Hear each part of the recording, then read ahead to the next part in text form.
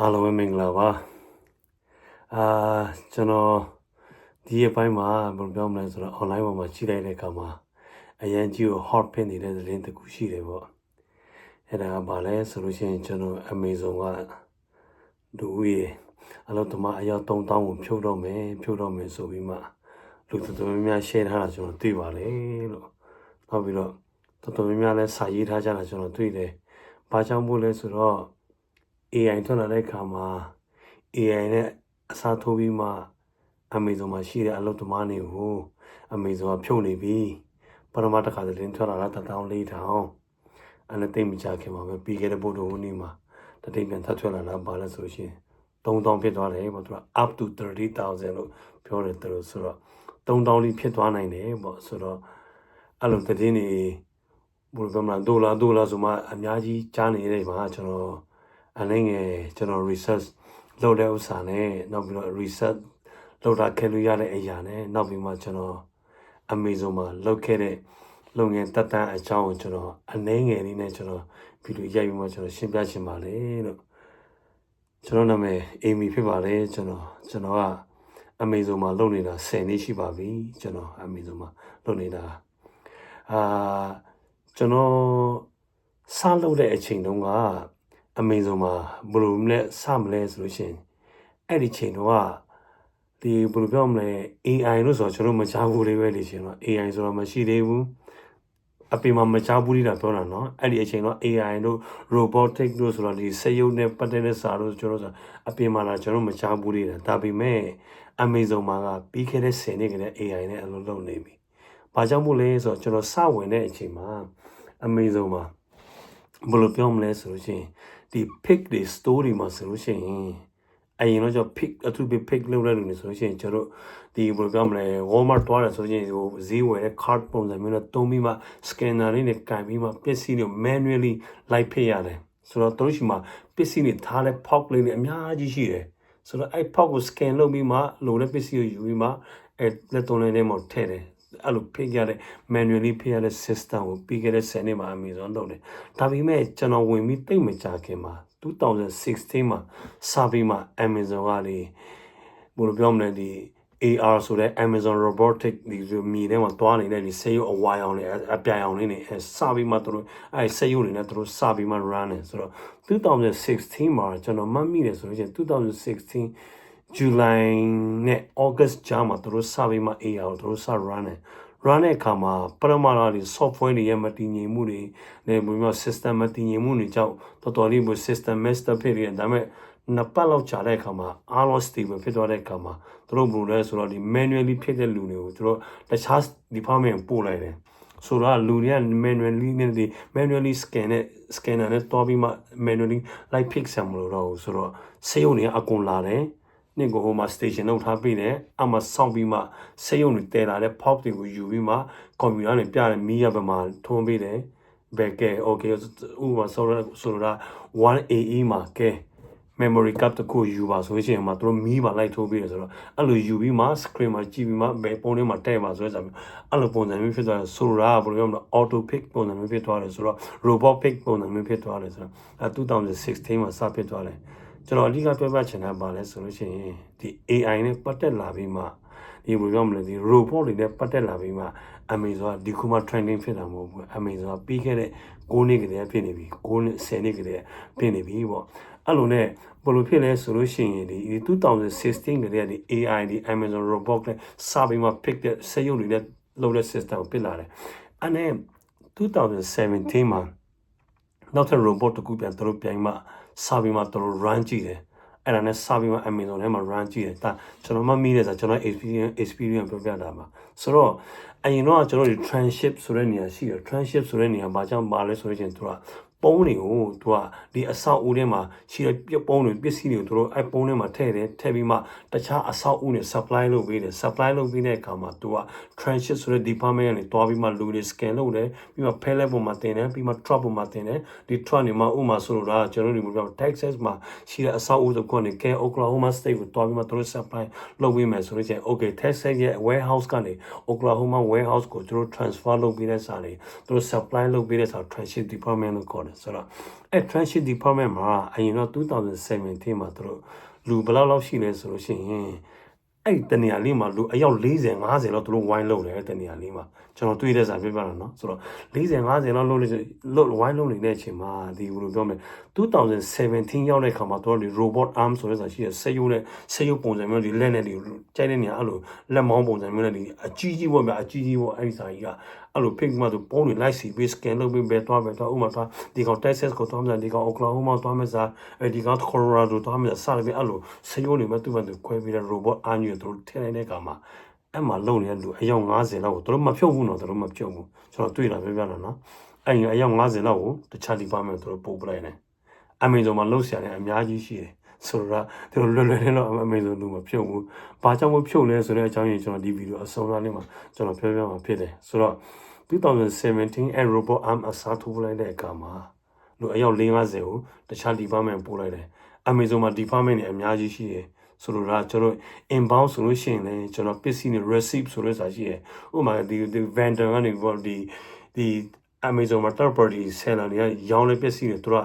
Amazon ရဲ့ warehouse မှာလာပြီးမှသူတို့ store လာလုပ်ရတယ်ဆိုတော့ပစ္စည်းလာပို့တဲ့စာကို receipt လုပ်တဲ့ receipt drop တွေရှိတယ်အဲ့ကနေမှ store ကိုရောက်တယ် store နေမှတခါ store ထားတဲ့ပစ္စည်းတွေ pick တယ် pick ကနေ pick တဲ့ပစ္စည်းတွေအားလုံးကျွန်တော် outbound ဆိုတဲ့ AFE ကိုရောက်ချလာတယ်ဆိုတော့ AFE မှာကျွန်တော်ဘယ်လိုဆိုရင်သူက process ၄ခုရှိတယ် AFE ရောက်လာတဲ့အခါမှာ index ဆိုတဲ့ process တစ်ခုရှိတယ်အဲ့ဒီပုံထဲမှာထည့်ထားတဲ့ pick ကနေပို့လိုက်တဲ့ပစ္စည်းတွေကိုတစ်ခုချင်း scan လုပ်တယ်ပြီးမှ tray ထဲမှာထည့်တယ်အဲ့ tray ကနေမှသူက conveyor ဆိုတဲ့ line ပေါ်သွားတယ်အဲ့ဒီ conveyor ဆိုတာကအကုန်လုံး AI နဲ့ run တဲ့ conveyor တွေဖြစ်တယ်ဆိုတော့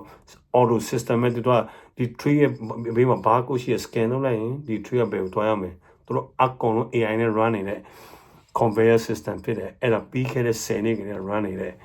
run နေတဲ့ဒီ conveyor system AI system ပြောပြတာနော်ဒီနေ့ထိလည်းအဲ့ဒီ system သူတို့သုံးနေလို့ရှိတယ်။ဘာကြောင့်ဆိုအရင် effective ဘယ်လိုပြောမလဲ effective ဖြစ်လို့သူတို့ဒီနေ့ထိသုံးနေတာဖြစ်တယ်ဆိုတော့အဲ့ဒီ intake လုပ်တဲ့ tray ကပစ္စည်းကိုယူတဲ့ rebinner ဆိုတဲ့လူတွေရောက်သွားတယ်ကျွန်တော်လည်းတစ်ခါမကြလောက်ရတယ်အဲ့ဒီမှာ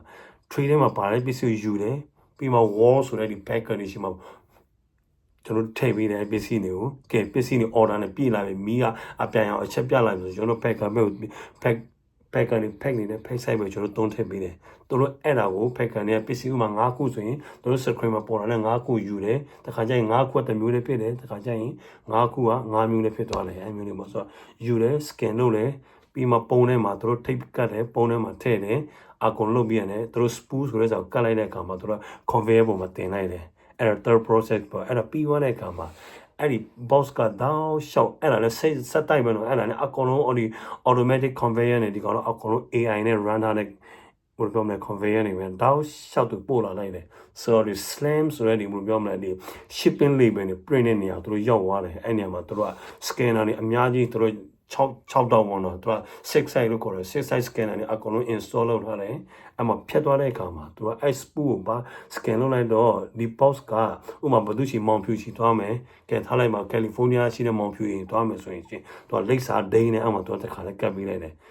အေးတခါတည်းကြရင်ပစ္စည်းဥမာထားလိုက်ကွာ customer မှာတမျိုးကိုတစ်ခုပဲအဲ့ဒါ9ခုမှာဆိုရင်9ခုဖြစ်ရမယ်ဒါပေမဲ့တခါကျရင်ကျွန်တော်ဒီ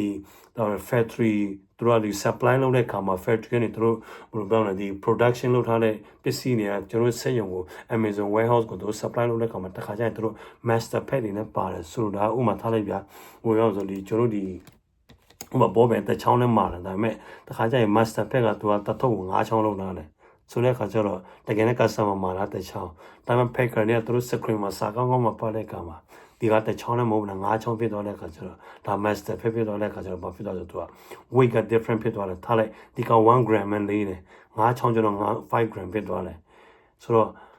တကယ်နဲ့ system ထဲမှာရှိတာ1 gram ပဲဒါပေမဲ့ဒီက5 gram ဖြစ်နေတဲ့အခါကျတော့သူ kick out ဆိုတဲ့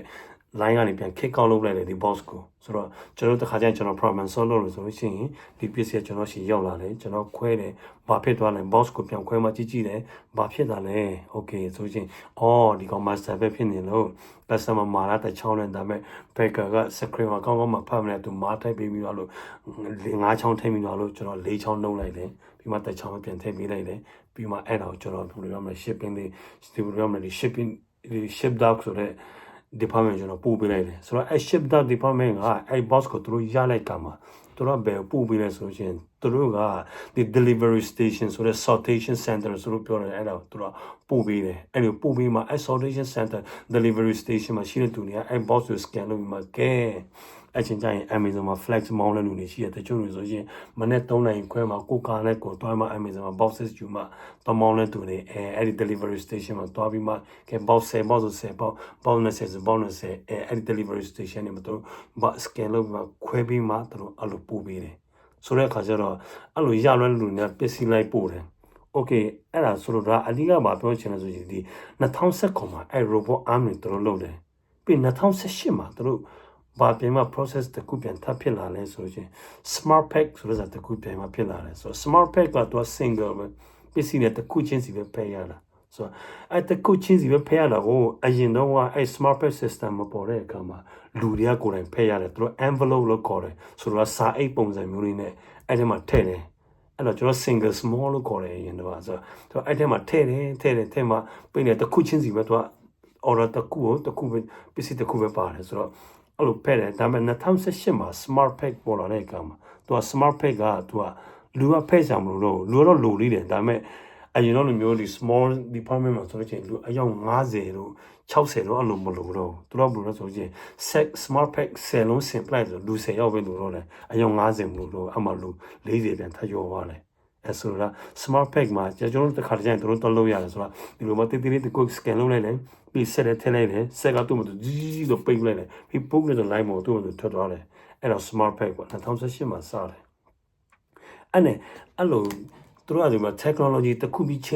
င်းလာတဲ့အခါကျတော့အစောမျိုး robot arm ထည့်လိုက်တဲ့အခါမှာလူအယောက်50နေရာမှာမလို့တော့ဘူးအဲ့ robot ကိုကြည့်ပြီးလူ9ယောက်လောက်ပဲလို့တော့ဆိုတော့အမှလူအယောက်45ယောက်လောက်ကတခြား department ရောက်သွားတယ်ပြီးတော့2018မှာ smart pack ပြန်ဖြစ်လာတဲ့အခါမှာ cover ပုံမှန်ဒီ small department မှာအယောက်50လောက်လုပ်နေတဲ့စာတွေမှာ smart pack 10လုံးဆိုရင်လူ10ယောက်အဲ့လိုဖြစ်သွားတော့အယောက်40ပြန်တက်ဖြစ်သွားတယ်အဲ့အယောက်40နေမှာတခြားနေမှာတို့ပြန်တက်တခြားနေပြန်ထပ်ပို့ရင်းနဲ့နောက်ဆုံးမှာတို့ဘလို့ဖြစ်လဲဆိုရင်တို့ကဘလို့ကြည့်လဲဆိုတော့ overhead count လို့ခေါ်တယ်တို့က Amazon ရဲ့စက်ရုံတရုံမှာထားလိုက်လူဦးရေ3000ပဲရှိရမယ်ဆိုရင်3000နဲ့မပိုရဘူးဆိုရင်တို့ဒီခုပုံစံမျိုးကျတော့လူတွေပိုလာတဲ့ခါမှာတို့အမှလူပြန်မှာစပြီးမှတို့ lay off လုပ်တယ်အရင်ကတည်းကလုပ်တယ်တို့အဲ့ဒါနှစ်တိုင်းလို့လုပ်တယ်တို့တစ်နှစ်ကို1000ခွဲ2000တခါကျရင်ဘယ်လိုပြောမလဲ2900 နဲ့မှဘယ်လောက်လဲ390ကျွန်တော်မှမိတယ်ဟုတ်တယ်အဲ့ဒီကျွန်တော်2020သူတို့တက lay off အကြီးကျယ်လုပ်တယ်ဒါပေမဲ့အဲ့ဒါ lay off လုပ်တယ်ဆိုတော့သူတို့ overhead count ဖြစ်သွားလို့သူတို့ lay off လုပ်လိုက်တာဒါပေမဲ့ဒီ2022နောက်ပိုင်းမှာကျတော့သူတို့အမြဲတမ်းမှာပဲနှစ်တိုင်းလို့သူတို့လူတွေ higher လုပ်တယ်ဆိုတာဥပမာဒီနေ့ကျွန်တော်ဥပမာပြောမှဆိုဒီနေ့ဒီ2025မှာပဲချိန်လိုက်သူတို့ရဲ့ဒီဘယ်လိုပြောမလဲဒီ Amazon ရဲ့ website မှာသူတို့ဖော်ပြထားတယ်သူတို့ဒီ2025အတော်တွင်ထဲမှာပဲသူတို့လူ higher လုပ်လိုက်တဲ့စာကတရက်ကိုလူ1000လုံးသူတို့လူ higher လုပ်ထားတယ်တဲ့ဆိုတော့ရက်ပေါင်း350နဲ့မှ360နဲ့မှ900ဆိုရင်လူပေါင်း3600နဲ့မှ3000ဘယ်လိုပြောမလဲ3သိန်းကျော်လေးတော့လူ36000ကျော်သူတို့ higher လုပ်ထားတယ်ဒီနေ့ထဲမှာဒါပေမဲ့အဲ့ထဲမှာသူတို့30% ဆိုတာကျတော့သူတို့က30% ဆိုတာကျတော့သူတို့ကဒီUS တနိုင်ငံနဲ့ပြောတာမဟုတ်ဘူးသူတို့က US တနိုင်ငံနဲ့ဆိုရင်14000ပြောတယ်သူတို့ဆိုတော့14000ပြီးမှအစွန်းလေး30000ဆိုတဲ့စာကျတော့သူတို့က in global လို့ပြောတယ်ဆိုတော့ in global ဆိုတော့ကျွန်တော်ဒီ American ပါမယ် Canada ပါမယ် Mexico ပါမယ်ကျွန်တော်နောက်ပြန်ပါတယ်ဒီ Brazil တို့ပါမယ် Europe တို့ပါမယ်နောက်ပြန်ဟိုဘက်ဆိုရင်တရုတ်တို့လည်းပါတယ်ရှာဟိုင်းမှာလည်းကျွန်တော်ဒီ Amazon ရဲ့အဆောက်အဦရှိတယ်ဒီနော် facility ရှိရဆိုတော့အမျိုးနေပေါ့ဆိုတော့အမျိုးသားတွေအားလုံးတို့စုပေါင်းလူကြီး3000ဖြုတ်တယ်လို့တို့ဒီမှာတို့ website ထဲမှာပေါ်ပြထားတယ်အဲ့ထဲမှာတို့ဘာပြန်ထပ်ပြီးမှအသေးစိတ်ပြန်ပေါ်ပြထားလဲဆိုရင်တို့ကဘယ်လိုမျိုးအလုပ်သမားအတန်းစားကိုဖြုတ်တယ်လဲဆိုတော့တို့အသေးစိတ်တို့ရင်းပြထားတယ်ဆိုတော့ပထမဆုံးတို့ category 1မှာတို့ဘယ်လိုအလုပ်သမားမျိုးတို့ဖြုတ်တယ်လဲလို့တို့ပြောပြတဲ့အခါကျတို့ corporate employee ဆိုတဲ့စာဒီဘယ်လိုပြောမလဲဒီ Amazon နဲ့ contract လုပ်ထားတဲ့စာနေဆိုတော့ Amazon နဲ့ contract လုပ်ထားတဲ့ company နဲ့အများကြီးရှိတယ်ဥပမာကျွန်တော် shipping ဒီ shipping မှာထားလိုက်ပါ shipping Amazon ကသူ့ရဲ့ own shipping နဲ့သူတွားနေတယ်ဆိုပေမဲ့လည်း Amazon တခြား company နဲ့ contract ယူထားတာနဲ့အများကြီးရှိတယ်ဥပမာဒီ Amazon Relay ဆိုတဲ့ company တွေရှိတယ်ဆိုတော့အဲ့ဒီ Relay ဆိုတဲ့ app ထဲမှာဆိုရင် truck မောင်းတဲ့လူတွေရှိတယ်နောက်ပြီးမှ Amazon ဒီ cargo van လေးနဲ့ဒီတခြား third party ကနေမှ contract ယူပြီးမှ Amazon ပစ္စည်းကို လိုက်မှ delivery လုပ်ပေးနေတဲ့အဲ့ဒါ corporate လုပ်ထားတဲ့ဒီလိုပြောနေ company တွေရှိတယ်အဲ့ဒီ company တွေသူတို့အဓိက short ချတာဆိုသူတို့ပြောတယ်ဆိုတော့ third party delivery နေနောက်ပြီးတော့ဒီဘယ်လိုပြောမလဲဒီအိမ်ကနေအလုပ်လုပ်တဲ့သူတွေတခါကျရင်ကျွန်တော် Amazon ပစ္စည်းတခုခုဖြစ်လို့ကျွန်တော်ဖုန်းလမ်းဆက်လိုက်တယ်မလားဖုန်းလမ်းဆက်လိုက်တဲ့ခါကျတော့ customer service ကနေကျွန်တော်ဖုန်းဆက်လိုက်ပြန်ဖြေပေးတဲ့လူတွေများလောအဖြစ်ကအိန္ဒိယနိုင်ငံကဖြစ်တယ်အိန္ဒိယနိုင်ငံဆိုတော့အဲ့ဒီဘယ်လိုပြောမလဲအိမ်ကနေအလုပ်လုပ်တဲ့သူတွေ on the decks ပေါ့သူတို့ပြောလို့ဆိုတော့သူတို့ပြောတဲ့စာကျတော့နောက် customer service တို့ပြောတယ်ဆိုတော့အဲ့ဒီလူတွေကိုသူတို့ဖြုတ်တယ်ပြီးမှသူတို့ဒီ Amazon ရဲ့ကျွန်တော် app ထဲမှာကျွန်တော်ဝင်သွားမယ်ဆိုရင် Amazon ထဲမှာသူက Amazon ကဈေးရောက်တာတက်ပဲမဟုတ်ဘူးသူကလုပ်ငန်းပေါင်းအများကြီးရှိတယ် Amazon မှာလုပ်ငန်းပေါင်းအများကြီးရှိတဲ့အထဲမှာသူဘာတွေပြန်ထပ်ဖြုတ်လဲဆိုရင် Audible ဆိုတာဒီ Amazon ထဲမှာကျွန်တော်စာအုပ်ဖတ်လို့ရတဲ့စာနေနောက်ပြီးတော့အဲ့စာအုပ်ကိုစာမဖတ်ချင်လို့ကျွန်တော်အတန်လေးမှနားထောင်လို့ရတဲ့ e-book နေဆိုတော့အဲ့မျိုး Amazon ရဲ့အဲ့ဒီ Audible app ကလူတွေကိုသူတို့ပြန်ထပ်ဖြုတ်တယ်ဆိုတော့အဲ့ဒီ Audible app ကသူတို့ technician ကိုသူတို့ဖြုတ်တယ်ဆိုတဲ့သဘောမျိုးပြီးမှဒီ AWS ဆိုတော့ကျွန်တော်ဒီ Amazon Web Service ဆိုတော့ကျွန်တော်ဒီဘယ်လိုပြောမလဲဒီ cloud based နေပေါ့ဒီ database တွေဒီ cloud based company တွေအတွက်ဥပမာဆိုတာဒီကျွန်တော်ဒီကိုဖုန်းတွေပေါ်မှာကျွန်တော်ဒီဘယ်လိုပြောမလဲဆိုရင် memory မလောက်တော့လို့ကိုယ့်ရဲ့ဓာတ်ပုံတွေကို cloud ပေါ်မှာတင်ချင်တယ်ဆိုရင်ဥပမာ Amazon ရဲ့ AWS cloud ထဲမှာကျွန်တော်တင်လို့ရတယ်တလောက်ဥပမာထားလိုက်ပြကျွန်တော်50 GB ဆိုလို့ရှိရင် GB 50ဆိုရင်တလောက်ကိုကျွန်တော်6ချက်ဆိုလို့အဲ့မျိုးနေစပြင်သူတို့အဲ့လိုနေလောက်တဲ့အမျိုးမှာလောက်တဲ့ technician သူတို့တချို့နေသူတို့ဖြုတ်တယ်လို့ပြောတယ်နောက်ပြီး device the Amazon device ဆို Amazon မှာသူရဲ့ device နဲ့ပတ်သက်တဲ့ဆိုင်အများကြီးရှိဥပမာကျွန်တော်ရှင်းစေခြင်းကျွန်တော် Echo တွေရှိတယ် Echo Dot တွေရှိတယ်နောက်ပြီး Echo Show တွေရှိတယ်နောက်ပြီးကျွန်တော်ဗာလဲအမျိုးမျိုးပဲဒီ Echo နဲ့ပတ်သက်တဲ့ဆိုင်ဥပမာကြီး Alexa နဲ့ပတ်သက်တဲ့ဆိုင်မှာ Alexa ဆိုလို့ရှိရင်ဒီစာက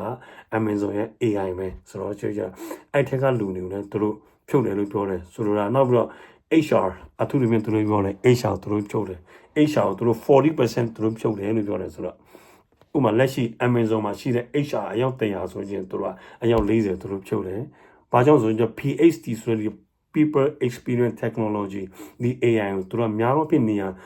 တော်တော်များများနေရာမှာသူတို့အစားထိုးလာပြီဒီခုဆိုရင် HR မှာခရိုင်းဆိုရင်ကျွန်တော်တွားကြည့်လိုက်မှဆိုရင် Amazon ရှိ HR မှာလူအယောက်10ယောက်15ယောက်ရှိမှသူတို့တန်းစီမှထိုင်နေကြတယ် HR လေဒီခုနောက်ပိုင်းမရှိတော့ဘူးတယောက်2ယောက်ပဲဖြစ်သွားပြီဒါမဲ့တခုအံ့ဩလာသူ့ဘေးမှာကွန်ပျူတာလေးတခုလေးထားပေးတယ်တော့ဘာလို့သူ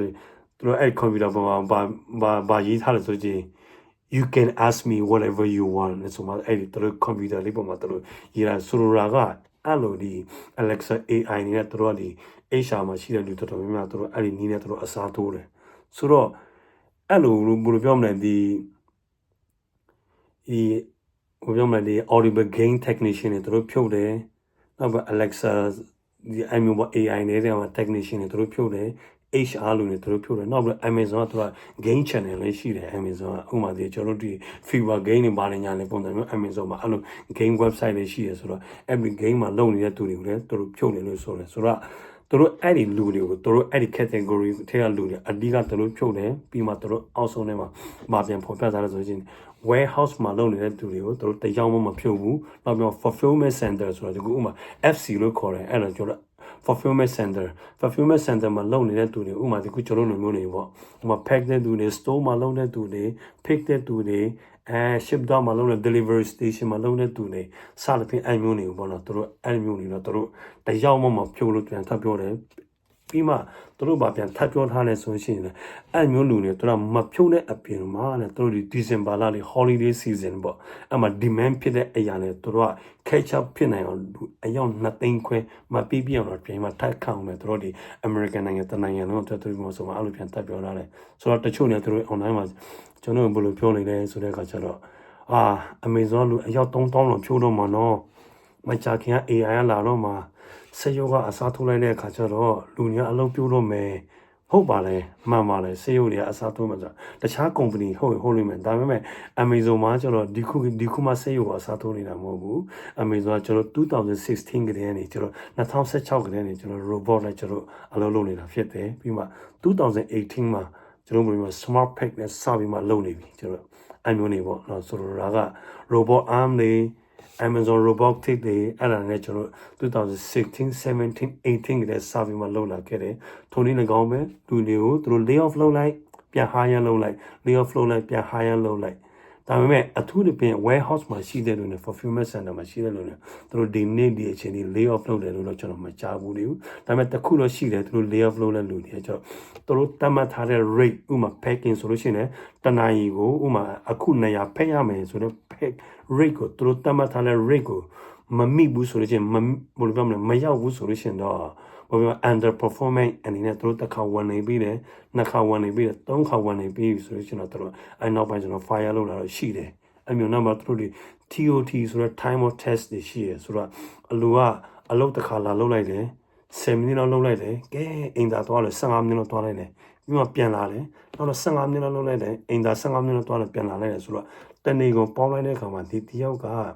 အင်တာသွားချိန်ကတရက်ကိုသူကတနိုင်ခွဲနဲ့2နိုင်ကြားထဲမှာရှိနေတယ်ဆိုလို့ရှိရင်ဒီတယောက်က TOT ကိုမိသွားပြီဒါပေမဲ့သူတို့အလုပ်သမားတယောက်ကိုသူတို့တရက်ကို TOT ဘယ်လောက်ရှိရမယ်ဆိုတော့သူတို့တတ်မှတ်ထားပေးနေတာရှိတယ်ဘာကြောင့်မို့ကျွန်တော်ဒါနေပြောလဲဆိုတော့ကျွန်တော်ကအိုင်နောကကျွန်တော်လည်းဒီ Amazon ရဲ့ဒီ leadership ဘိုင်းမှာအဲ့ဒီ position ကျွန်တော်ယူပြီးမှကျွန်တော်လုပ်ခဲ့ဘူးတယ်ဒါပေမဲ့မိသားစုတွေကိုကျွန်တော်စောစောအိမ်ပြန်လာရမယ့်ဥစ္စာလေးဘာနေညာနေကြောင့်အဲ့ reason ကြောင့်ကျွန်တော် step down လုပ်လိုက်မှဒီကိုလက်ရှိနေတဲ့ကျွန်တော် tier 1 level နေမှာပဲကျွန်တော်ဆက်ပြီးမှကျွန်တော်ပြန်လုပ်နေတာဖြစ်တယ်အဲ့ဆိုတော့သူတို့ leadership တွေဘယ်လိုလုပ်ရတယ်နောက်ပြီးတော့ဒီလူတယောက်ပုံမှာအလုပ်သမားတယောက်ပုံမှာသူတို့တတ်မှတ်ထားပြီးတဲ့ time of test rate ကဘယ်လောက်ရှိတယ်ဘယ်လောက်ထိပိုရင်တော့180မယ်ဆိုတဲ့စာကျွန်တော်သိတာပါဆိုတော့လူတယောက်ကိုတရက်ကိုမိနစ်20သူတို့ TOT သူတို့ forgiveness ရှိတယ်ဆိုတော့အင်တာသွားချင်သွားလို့ရတယ်ဥပမာတချို့ဆို9မိနစ်ပဲကြာတယ်အဲ့မျိုးဆို4ခါသွားရင်ကိစ္စမရှိဘူးဆိုတော့တဲ့သဘောမျိုးကနောက်ပြီးတော့ကျွန်တော် second break မှာဆိုလို့ချင်းထားလိုက်ကျွန်တော် second break က2နိုင်ခွဲမှာကျွန်တော် break ရက်တယ်3နိုင်မှာအလုပ်ပြန်စတာဆိုရင်2နိုင်ခွဲကကျွန်တော် last scan ပစ္စည်းကိုနောက်ဆုံးဖယ်လိုက်တဲ့စာဆိုတော့3နိုင်မှာ first scan ပြန်ဖြစ်ရမယ်အဲ့တော့ scan to scan လို့ခေါ်တယ်ဆိုတော့အဲ့မှာနောက်ဆုံး scan လုပ်ခဲ့တဲ့စာလဲပထမ scan လုပ်ခဲ့တဲ့ဂျားထဲမှာနိုင်ဝက်တချို့ကျတော့နိုင်ဝက်3နိုင်မှာလာပြီးမှမဖက်ဘဲနဲ့ပြန်လာအိုး break တွေတွားပြီးမှအပြင်မှာတွားပြီးမှအချိန်ပြုံးပါရင်လို့မှ3နိုင်15မိနစ်မှလာမှ15မိနစ်ကြာမှစပြီးမှ first item ကို scan လုပ်မယ်ဆိုရင်အမှသူက TOT 15မိနစ်ထိသွားတယ်အဲ့လိုမျိုးလူနေတော့သူတို့ excuse မရှိဘူးသူတို့ rider ပေးတယ်နှစ်ခါသုံးခါပြီးသူတို့တခါလဲ fire လုပ်တယ်အဲ့မျိုးနေတော့ဒီနေ့ဒီအချိန်ထိ Amazon မှာရှိတယ်ဒါကြောင့်မို့ Amazon က rate နဲ့သူတို့လူတွေ control လုပ်တယ် standard ကိုမိတယ်ဆိုရင်သူတို့ဘယ်တော့မှလူကိုမဖြုတ်ဘူးနောက်ပြီးမှဆိုတော့အယောက်3000ဖြုတ်တယ်ဆိုတဲ့ထဲမှာလဲ fulfillment center တွေနောက်ပြီးကျွန်တော် warehouse တွေ warehouse ဆိုရင် delivery station တို့ဘာလို့ညာလို့အားလုံးပြောတာပေါ့နော်ဆိုတော့အမျိုးလူနေမှာပါဘူးသူတို့အဓိကပြောတာ corporate employee ပြီးမှ Amazon နဲ့ contract လုပ်ထားတဲ့လူတွေနောက်ပြီးတော့ Audible ကနေ Audible မှာလုပ်နေတဲ့သူတွေ AWS Amazon Web Service မှာ technician တွေနောက်ပြီး device ဆိုတာဒီ Alexa တို့ဘာလို့ညာလို့အမျိုးနေမှာလုပ်နေတဲ့သူတွေနောက်ပြီး HR တွေ video game တွေမှာသူတို့လုပ်တဲ့ဒီလိုမျိုးမလဲဒီ technician တွေအဲ့ဒီ ပိုင်းနေမှာသူတို့အဓိက cost cutting strategy လို့ခေါ်တယ်အဲကြောင့်သူတို့ lay off လုပ်တယ်လို့ခေါ်တယ်ဆိုတော့အဲ့ဒီအပိုင်းတွေပဲသူတို့အဓိက lay off လုပ်တာဖြစ်တယ်ပေါ့နော်ဒီကျွန်တော်ဒီတခြားဒီ online မှာဖြိုးနေတဲ့စာနဲ့ဒီလူကိုဖြိုးလို့မဲငါတို့နေကြောက်စရာလို့လည်းပါညာဆိုတာဒါလည်းတော့မဟုတ်ပါဘူးလို့ဒါကျွန်တော်ရဲ့ experience 10နှစ်တာ experience အနေနဲ့ကျွန်တော်ပြောပြချင်ဖြစ်တယ်လို့နော်အားလုံးစိတ်ချမ်းသာတာနဲ့အလုံးလုံးနိုင်ပါစေလို့အိန္ဒိယနဲ့ဆန္ဒပြုပါတယ်နော်နောက်ကြပြန်တွေ့ရအောင်